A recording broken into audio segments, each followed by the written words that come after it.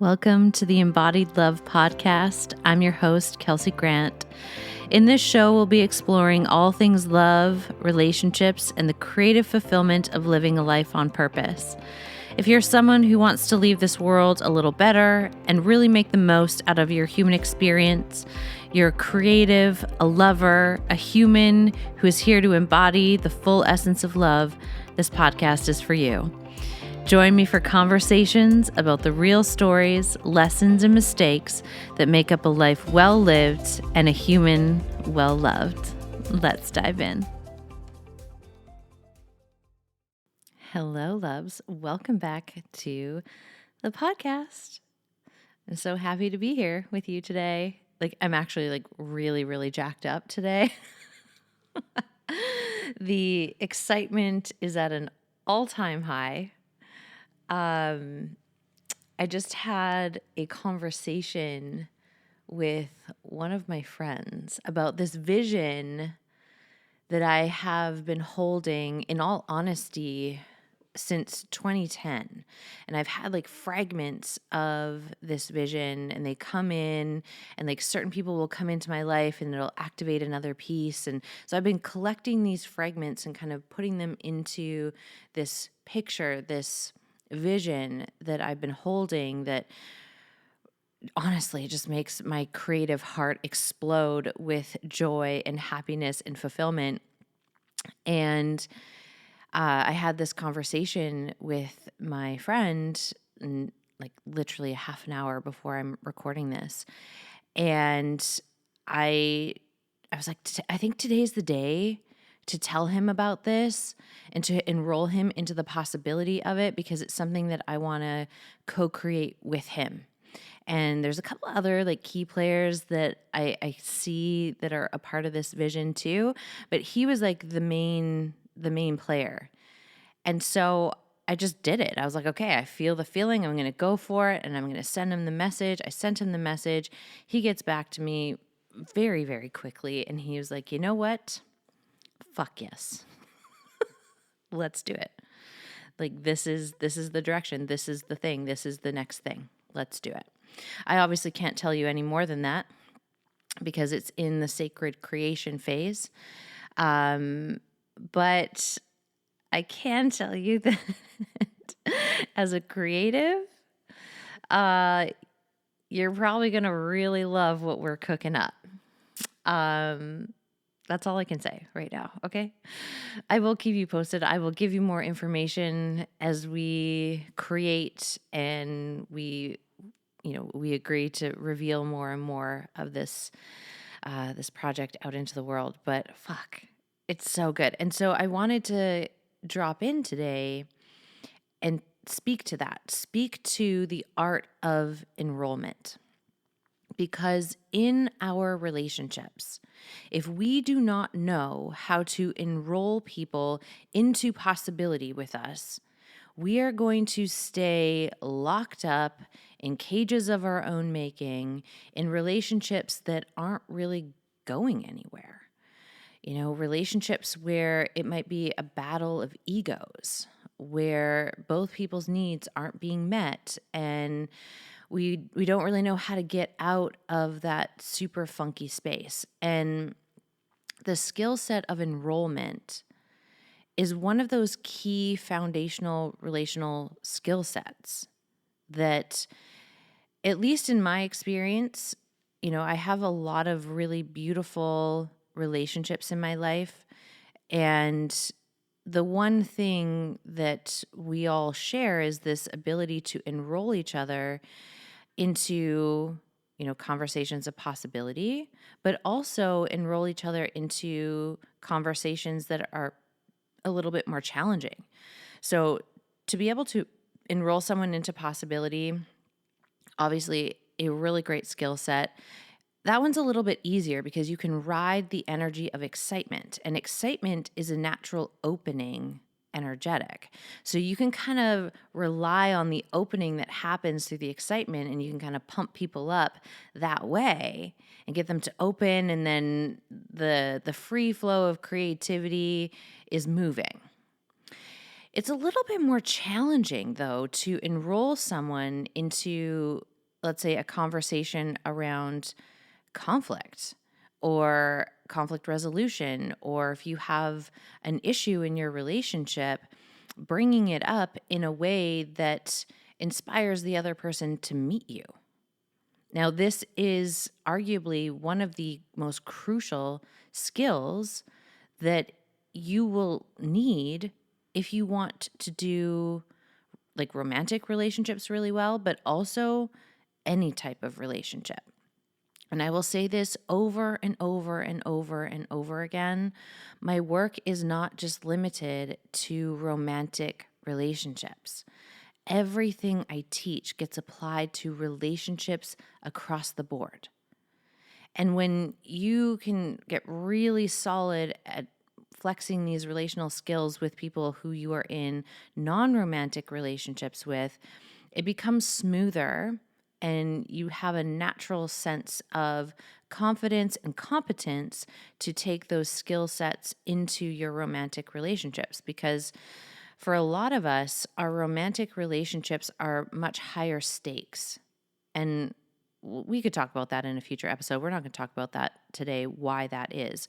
But I think we can all agree that it feels a little bit scarier to do this in a romantic relationship. And that really boils down to like, there's always the risk that it, like you bringing that up will mean like, oh, I don't want to be here anymore. Okay, bye. So the relationship could end.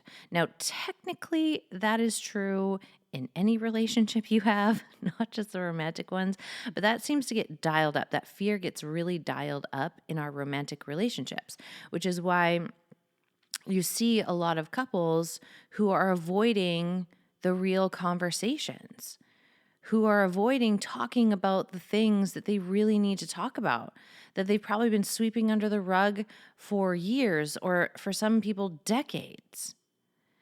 And, once you've been sweeping stuff under the rug for a while, like how do you just casually open that conversation? So remember back in 2008, when we had this big rupture that never actually got repaired. I think today is a good day to talk about that. Like it becomes this thing that we build up in our head and it gets more and more awkward and more convoluted and complicated. And we can talk ourselves out of dealing with things, especially in our high stakes relationships. So obviously romantic relationships is a high stakes, but also this applies, you'll see a parallel here with business and work relationships, because the work relationship is tied to money, money is tied to your survival. So any relationship that is fundamentally tied to survival in some way, shape, or form, or a core need, that will kind of clock in your mind as a higher stakes relationship, which means we run the risk of avoiding the things that we really need to tend to in those relationships. We find ways of convincing ourselves that we don't need to have the conversation, or convincing ourselves that the need we have isn't that big of a deal. Like, I'll just kind of twist myself into a pretzel to, deal with the fact that this need is not being met, or that this person isn't able to meet me in this really important way. And so we start to kind of create more density in our mind, in our emotional body, in our physical body. And that can feel just really dense. It can feel really bland. It can feel really numb. And then we wonder where the inspiration went. We wonder where did that person go that I fell in love with? Where did I go? When we lose ourselves in love, there's obviously many reasons why that can happen, but a lot of the time it's because we're just not talking about what we need to talk about. And, One of the reasons that we won't talk about the things that we need to talk about, aside from, it being a high risk and being tied to survival and all of that, is that not many of us have learned the art of enrollment. A lot of people learn like how to, quote unquote, enroll people by making demands. I did a post on this years ago of like the difference between a request and a demand. And we're going to be talking about this extensively in my upcoming conflict and communication series called Let's Talk About It. And we're going to be really fleshing out this distinction of making a request versus making a demand. And before you can really sparkle in the world of enrollment, you need to know this distinction.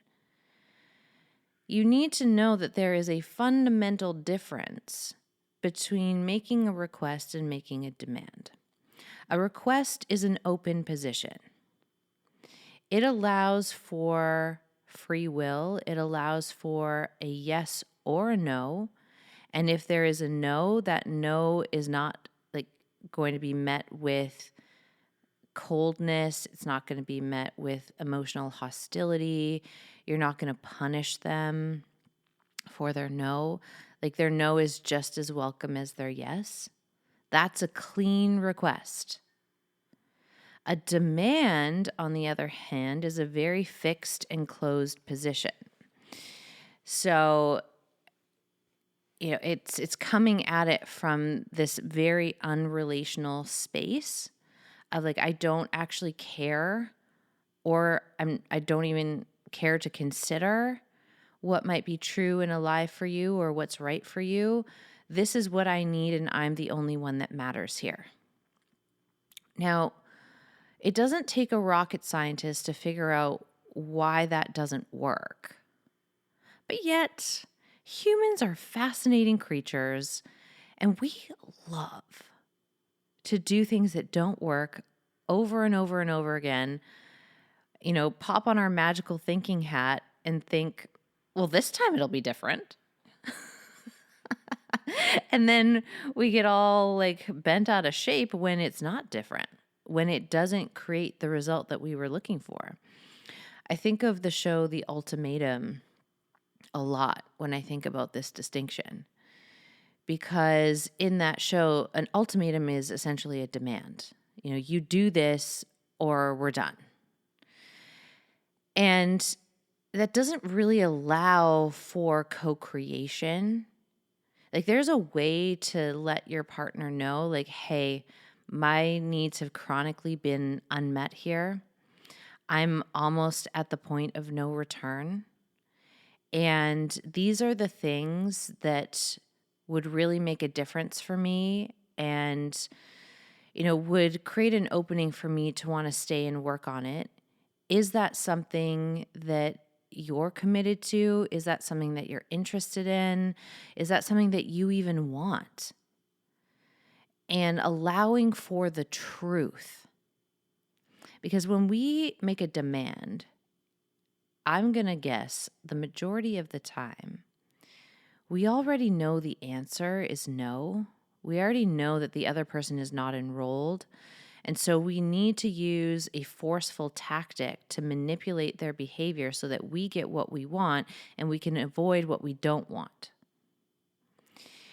And that is just not relational. Like, yeah, and I think people do this because they're like, it works. Yeah, it'll work to manipulate someone's behavior, but a manipulated behavior change isn't transformation. That isn't someone who is transforming and changing because it's the true thing for them. They're doing it because you pushed on a pain point. They're doing it because, just not for the right reasons, because it's not an internal shift. It's not something that they're doing because they genuinely want to do it. And when you present the information of like, hey, this isn't working for me. I love you. I love us. This makes me really sad to consider that we be at the point of going as far as we can go. This is kind of like my last like Hail Mary here of these are the things that I know I need. And what I need from you is to just be honest with me about whether or not that is something that you want, you can commit to, that you are willing to get in the ring with me about. And I'm equally interested and invested in knowing what you need on your side for this to continue to be a yes for you. And then my commitment is to tell you the truth of whether or not that is something that I can or can't do. Very different than walking around, slinging demands, slinging ultimatums, being like, if you don't marry me, fuck you, we're done. Oh, I'm so shocked that strategy just doesn't work. And when it does, this is the kicker. When you use an ultimatum or a demand to force behavior change, you still are in the same energetic and emotional position even when their behavior changes. Because you will never be able to fully trust and fully open to their behavior change and maintain that because you know that it happened in a way that they didn't choose. They didn't really choose that themselves. They were manipulated into it. So you have to keep that same game going in order to keep the relationship moving. And, I've seen this in relational dynamics where one person wants to get married, the other person does not. And so an ultimatum is given, a demand is made, and the person who doesn't want to get married, it's not that they don't want to be with their partner, right? So they want to be with them. They just, for whatever reason, don't want to be married, which I think is a totally legitimate thing. I've had my own complicated relationship with marriage and, that whole side of relating. And so I can really understand why someone may really want to be a life partner with you, but not want to be married. And so what tends to happen if, the person who doesn't want to get married genuinely wants to be in the relationship is they might override what is true for them to give the other person what they want. And let's say they get married. But because they have overridden what's true for them, you know what starts to build? Toxic resentment.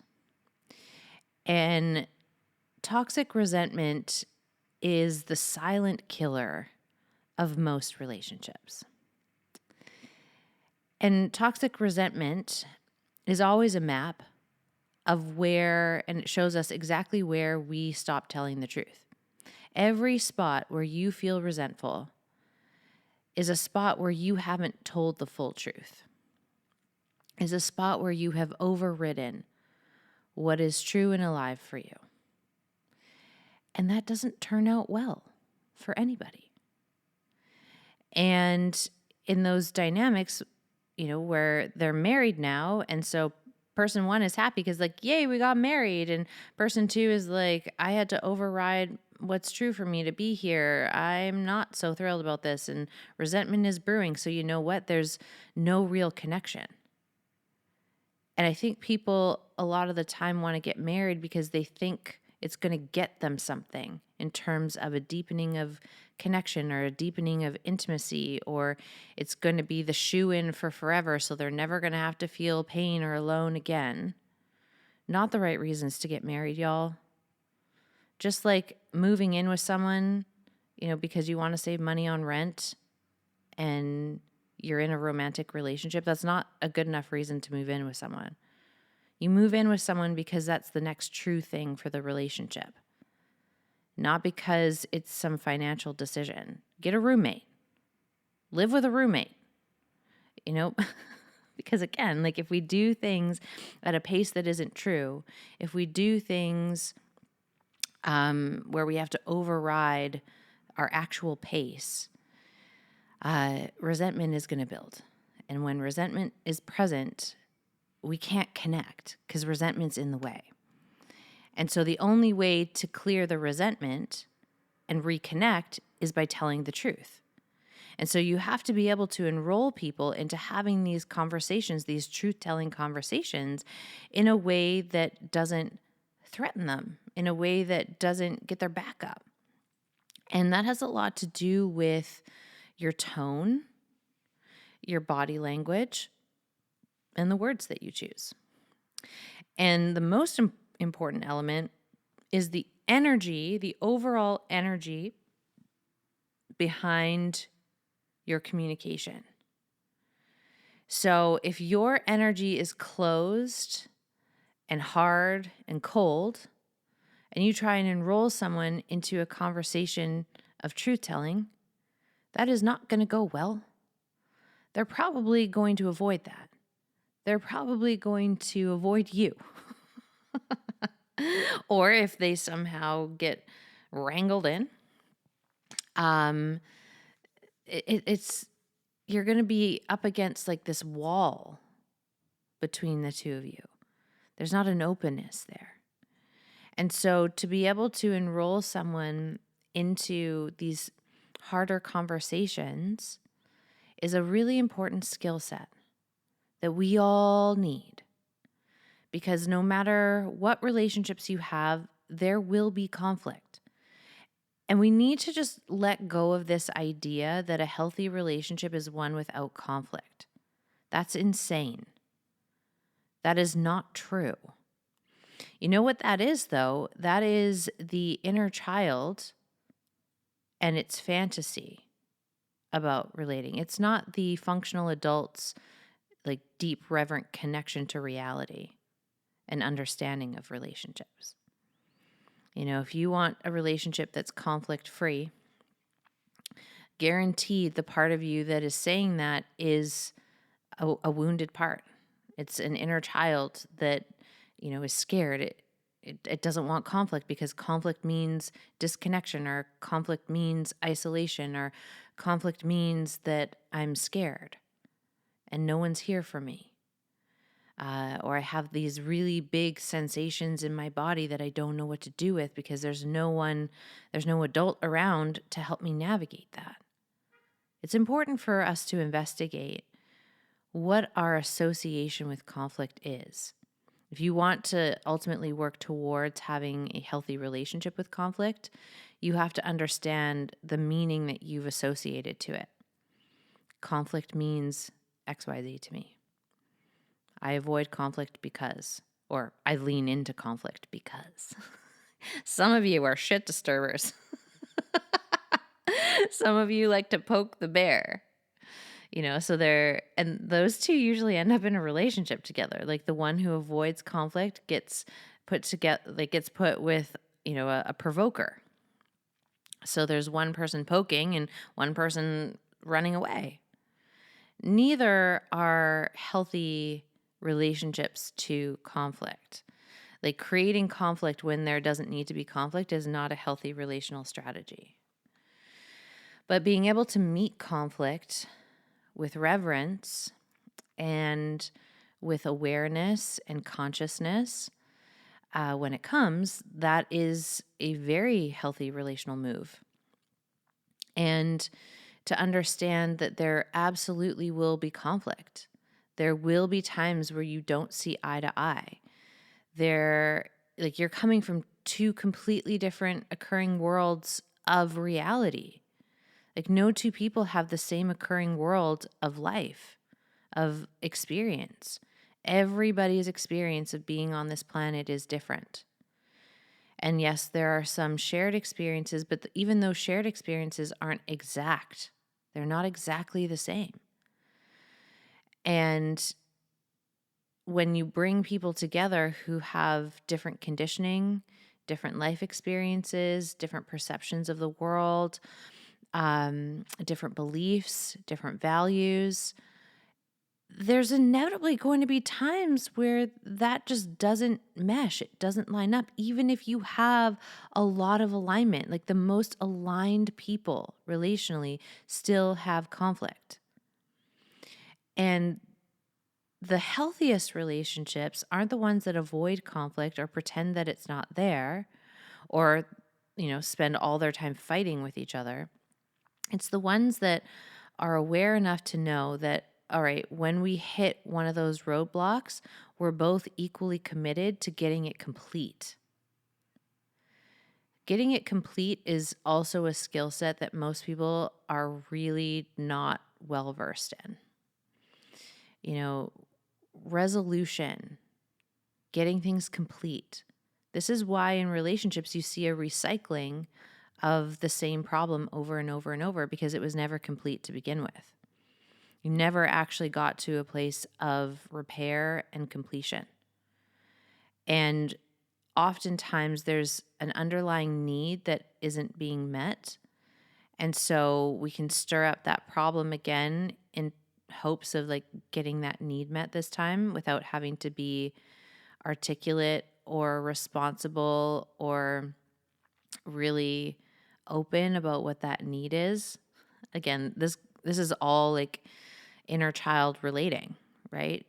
Like when we want someone to figure us out and we think that we don't have to give them the roadmap, that is our inner child looking for a parent, because that's the relationship between a child and a parent. It's a parent's job to figure out their child. It's a parent's job to keep their child safe. And I know that doesn't always happen, which is why we can replay this stuff in our romantic relationships. And this is why reparenting work is such a big part of what I teach, so that you can tend to that inner child and you can stop choosing relationships where you're unconsciously searching for a surrogate parent instead of a partner. Because nothing will kill passion and intimacy faster than a surrogate parent-child relationship in a romantic container. If that's like the underbelly, if that's what's running underneath the current, it literally kills attraction. And I mean, I think we can all understand why. No one wants to fuck their child or their parent if they are a healthy person. And so when we get into these romantic relationship dynamics where there's that undercurrent where either our inner child is looking to be parented by our partner or their inner child is looking to be parented by us, it literally kills all attraction, at least the sexual attraction. And obviously, we talked about this in a previous episode, that sexual bond is such an important piece of distinguishing a romantic relationship from a platonic one, but it's also that lifeblood that keeps the relationship moving and evolving and shifting and changing. And passion and excitement and possibility, they all kind of interweave together. And when we have the skills and ability to enroll people in our relationships, those areas become even more well-nourished. Like we all have desires. We all have dreams. We all have things that we want. And when we know how to fully back that, because that's actually one of the first steps, is like knowing how to fully back your desire. Like you have approval for it. So you've taken it out of the shadow and you've been able to bring it into the light and be like, actually, yes, this is something that really fucking turns me on. Or this is something that I have waited my whole life to say out loud that I want. Or this is a dream that I really want to create into form. When we can back our dreams, desires, and wants in that way, it makes it so much easier to enroll other people into the possibility of those dreams, desires, wants, and dreams. Oh, I said dreams twice. Maybe because dreams are really important for all y'all. Let yourself have them. And I mean, if your relationship is a place where your dreams go to die, it's not the relationship for you. If your relationship is not the fertile fucking ground for your dreams and their dreams to literally be created into form, you're doing something wrong inside of that relationship. The way that relationship is being created and constructed is out of alignment. Now, you can get it into alignment if that's the true thing. If you're meant to be with someone and you are meant to co-create with them, well, then you can, get the relationship into alignment. It's going to take some work on both sides, but it can be done. Of course it can be done. Like, we live in a very generative world where things are always getting created into form. And you're either going to create the relationship that you want, or you're going to create the relationship that you don't want. I know which one I choose. I much prefer to create the relationship that I do want. And the relationship that I do want is one where, like, the relationship is so fucking solid and we navigate hard conversations really well. We're both responsible for our patterns, and we're both committed to repair and completion. Because when you have an issue and you bring it up, you talk about it, you work it through, you get complete with it, you leave it. It doesn't get put in the baggage and you drag it through life with you. It's complete. We can leave it. There's an alchemy that happens there. And that's what keeps, the pulse, the heartbeat of the relationship going. It's very hard to maintain that nice rhythm with each other when there's all of this energetic clunk and junk in the way, right? And so it really messes with the flow and the fluidity of the relationship when we have all of this unprocessed baggage. And I'm not even talking about stuff that you bring into the relationship from your past. I'm talking about the baggage that gets created in the relationship by not dealing with the things that you need to deal with, by not having the conversations that you need to be having. That creates a really big energetic blockage in the relationship. So then the relationship no longer is that fertile ground for your dreams to be planted and then tended to and literally cultivated into form. The relationship becomes this sinkhole. It becomes this place where we're putting in energy, but we're not getting energy back. It's not reciprocal. It's not regenerative. And we can see that out in the world. If you look at things like regenerative farming versus non-regenerative farming, one rapes and pillages the land. The other one tends to it. The other one creates this beautiful, lush ecosystem. And your relationships are the same. So you're either going to create the wasteland or you're going to create the lush ecosystem. And to do the lush ecosystem, we need to be able to navigate the tough conversations, navigate conflict, and we need to be able to communicate in a way that enrolls people into the possibility of the things that truly bring you to life. Because if you have to hide that, if you have to put that on the back burner, your partner's not getting the best version of you anyway. So why are you together? Why are you together if you cannot be the ultimate best versions of yourselves with each other? And your relationship inspires you to become more of who you are meant to be.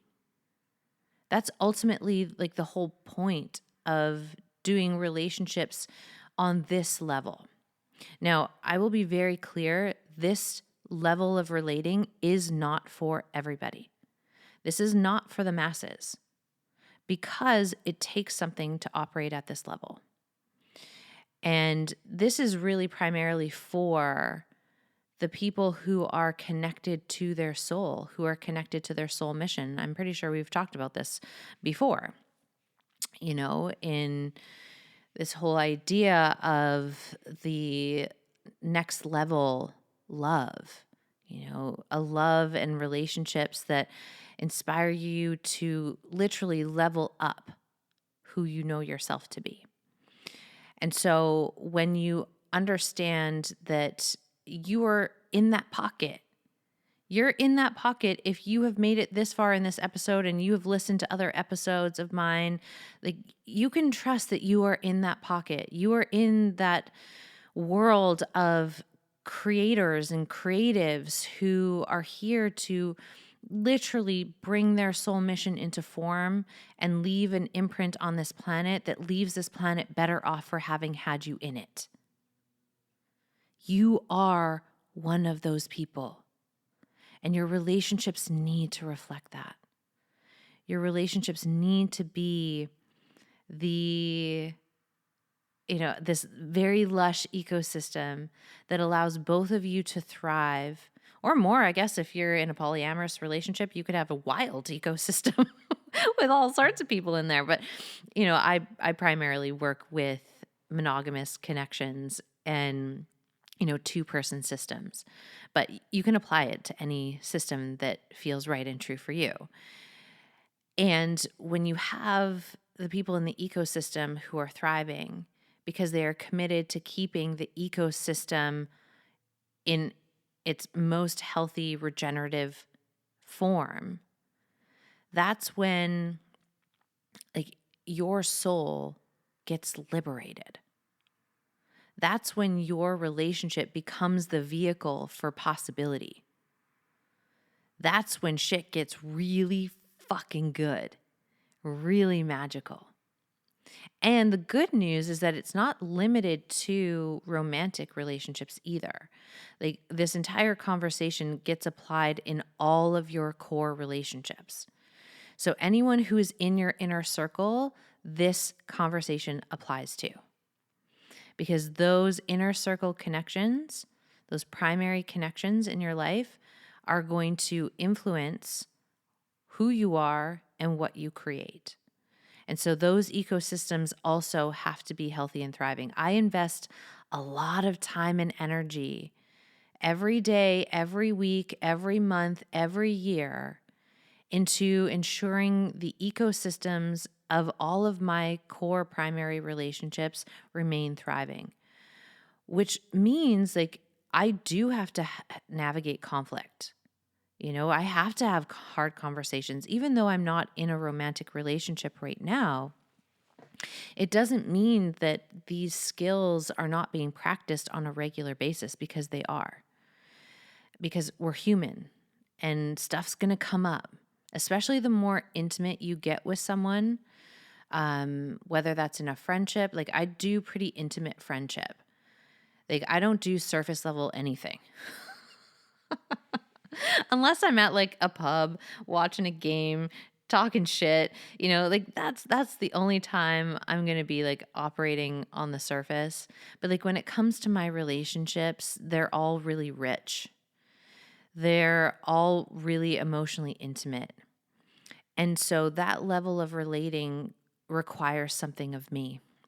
It requires something of them.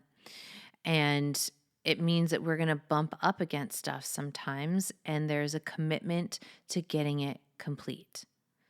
Even if it takes multiple conversations, even if it's gritty and slippery and slimy and shadowy and there's a lot of shadow processing that has to happen, we're committed to getting it complete so that we can keep moving forward and creating what we're supposed to create in the world, but also creating what's supposed to happen in that relational dynamic.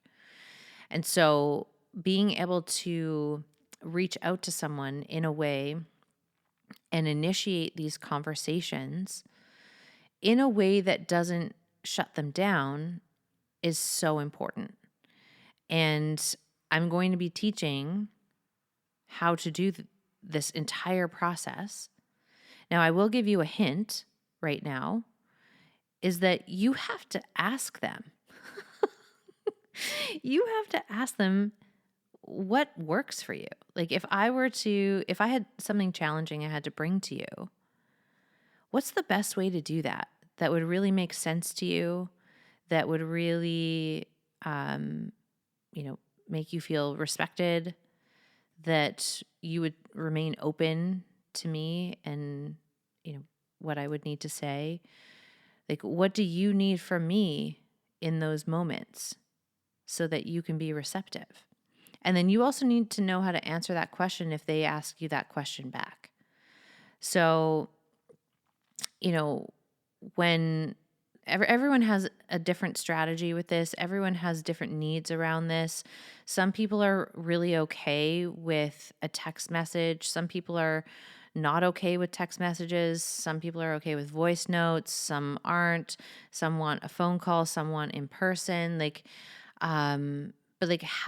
ask them, if I had something challenging to bring to you, what would be the best way to initiate that conversation with you so that, you weren't triggered or like disrespected, or like you could remain open to what I had to say? That is a really important starting point. If you don't have that information, well, you're throwing spaghetti at the wall and hoping that it sticks. And just for the record, the spaghetti's not cooked, so it's not going to stick. Okay? That's what we're dealing with here. And so you really want that high quality information. It's so necessary. And, to really flesh out the additional elements of this skill set, I'm going to be teaching it in my upcoming series. We start January 6th. And there are 4 sessions that are included, plus a bonus workshop called Let's Talk About Sex. So we're going to be talking about all of the conversations to have around sex and intimacy. And we'll be doing that workshop in January. But this 4-part series is the first half of December, so that you have all of this information. You have these embodied practices. You've got some practice in before the holidays when things get real fucking squirrely for a lot of y'all. Okay?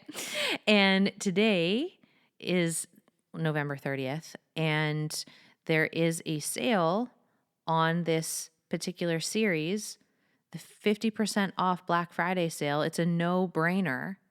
You get to keep this course for life, and you get to participate live, or you get the replays if you can't come to the live call times. And it's 50% off until 11:59 tonight. So you've got a few more hours to really get in on that.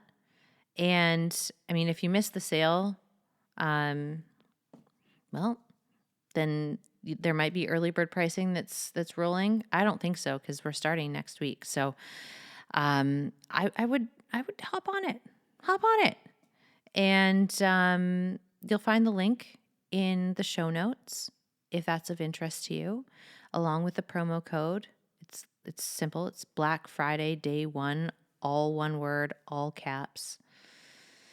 And let's play. Let's get you really in that pocket of the razzle dazzle sparkle enrolling master, like where you can literally enroll people not only in times of conflict and challenge, but you can enroll people into your dreams, like I started this conversation with. This dream, this vision that I've been holding for well over a decade has now come into form. Like it's now getting created. And, it took 13 years for all the pieces to kind of drop in. And there were really cool serendipitous things along the way, which one day we'll talk about. But for now, like that was still a skill of enrollment that I needed to be working on. And I have had to work on that and be practiced in it. And I've been practicing this art of enrollment since like 2008. And so it is something that is very locked in my system. And every piece of the vision that has come through has been a byproduct of me enrolling someone in the possibility of this idea that I have for myself in my life. And I want you to have that too. I want your dreams to come true. I want the vision that you have for yourself, your life, your relationships to actually become a reality for you. So we're going to dive into it. We are going to spend 4 sessions together. We're going to do some live coaching. We've got some embodiment sessions. We've got Q&A. We've got practice work. Like, it's so fucking juicy. I'm obsessed. Like, just go read the sales page because it's just so yummy. And like, trust yourself. If you're meant to be there, let yourself be there. Okay. And listen, if pricing is an issue and you're like, Kelsey, I really want to be there. I missed the sale. I can't do the payment plan you gave me as an option. Could I have an extended one? I want you to be bold, use your enrollment skills, and enroll me in the possibility of what could work for you. Okay?